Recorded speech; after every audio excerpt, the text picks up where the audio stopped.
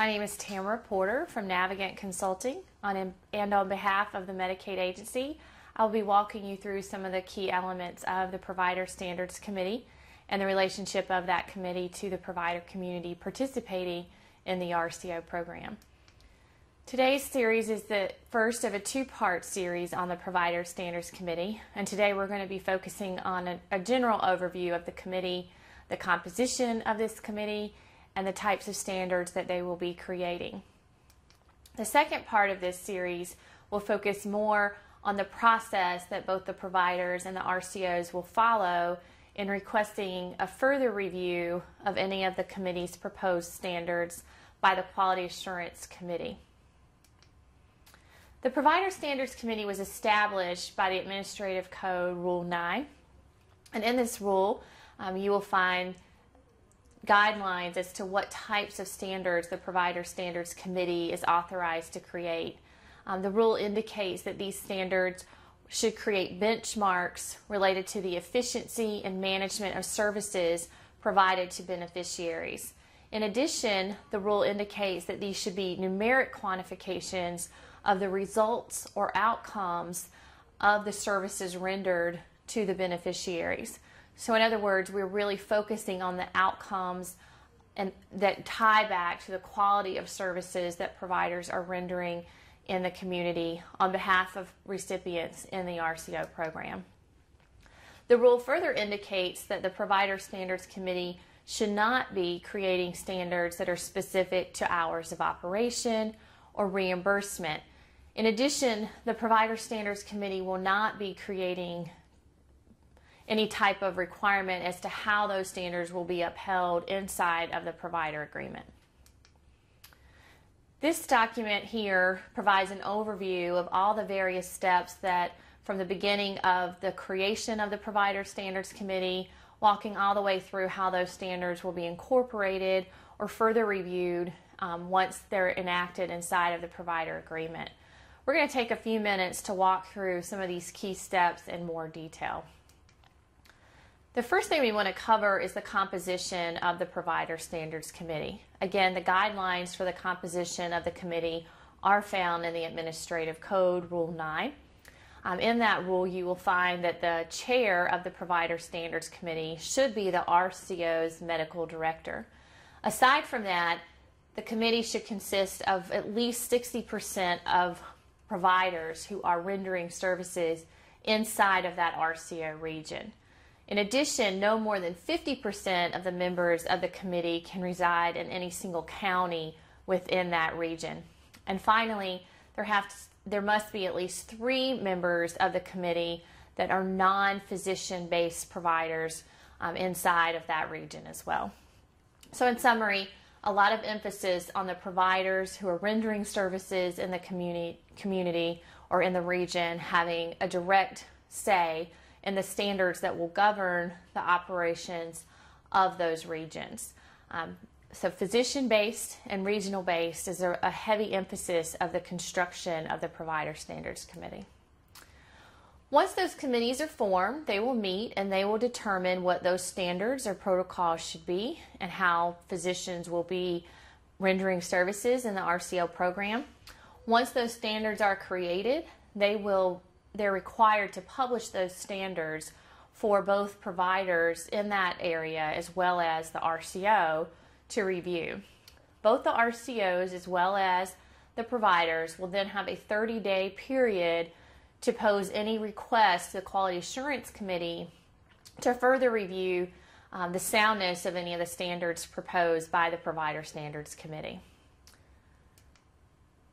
Once the Quality Assurance Committee receives those requests, they may ask for some additional documentation, whether that be from the requester, and that could again be a provider or an RCO, or they may also reach out to the chair of the Provider Standards Committee, the RCO medical director, and also request additional documentation. The request of the Quality Assurance Committee will be to ask for supporting research or evidence as to why these standards really are adequate in driving performance outcomes. Again, the basis of these standards is that there can be a numeric quantification of the results So as the Quality Assurance Committee reviews these standards, they may ask for additional scientific review of the standards themselves. At that point, once the Quality Assurance Committee receives that requested documentation, and these parties will have 10 days to submit those upon request of the Quality Assurance Committee, they will review that documentation and render a decision on the standards. The Quality Assurance Committee's decisions will simply be to uphold the standard or to dismiss the standard, and at that point, the Provider Standards Committee will render those standards back to the RCO, who will then incorporate those standards into the provider agreements. The RCOs will have the discretion to add some clarity as to how those standards will be enforced, any type of reporting requirements, etc. It's important to note that the standards that are created by the Provider Standards Committee will not be subject to the contracts disputes process. The providers in particular will only have this 30-day window once the standards are published to voice any questions or concerns to the Quality Assurance Committee. Once that review is complete and these standards are incorporated into the provider agreements, they again will not be subject to the contract disputes process. So the next thing we wanted to walk through is some anticipated timeframes for when these provider standards committees will be formed, when the provider community in particular can be anticipating these standards, and how to anticipate engagement into this process. So again, we will walk through some of these steps in greater detail. We wanted to hone in on 3 important aspects of this process. As we noted, first and foremost is the formation of these groups and the development of the standards. Because the formation of these standards will ultimately tie into the provider agreement and contracting process, we look at these anticipated dates in relation to when the RCO is required to stand up their provider networks. In this last area of the slide here, you'll see that the provider networks must be confirmed no later than May of 2016. So as we consider the steps that lead up to first creating these provider standards from the Provider Standards Committee, incorporating those into the provider agreement, having those agreements approved by the agency, the RCO would then be at a point of sharing those contracts with the provider community, and those contracts must be signed in order for the provider network to be approved by the agency. So with that in mind, we fully anticipate that many of our probationary RCOs are in the process of creating these provider standards committees, and some of them have already been established and they're in the process of creating these standards. But we do anticipate to stay on this time frame that the probationary RCOs will need to see those finalized standards no later than December of this calendar year. And that would include the full vetting process, that 30-day review period, and any exercises that needed to be completed by the Quality Assurance Committee. That positions the RCO to be in the best position possible to incorporate those standards again into their provider agreements. The RCOs are subject to a 45-day review period by the agency, and that needs to be happening roughly in the January to March timeframe.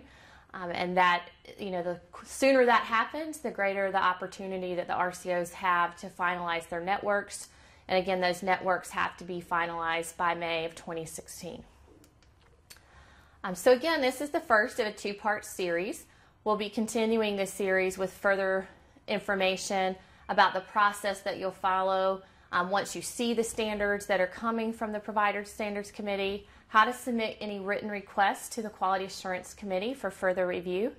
And at the conclusion of today's webinar, if you have any additional questions, please direct those to your RCO point of contact.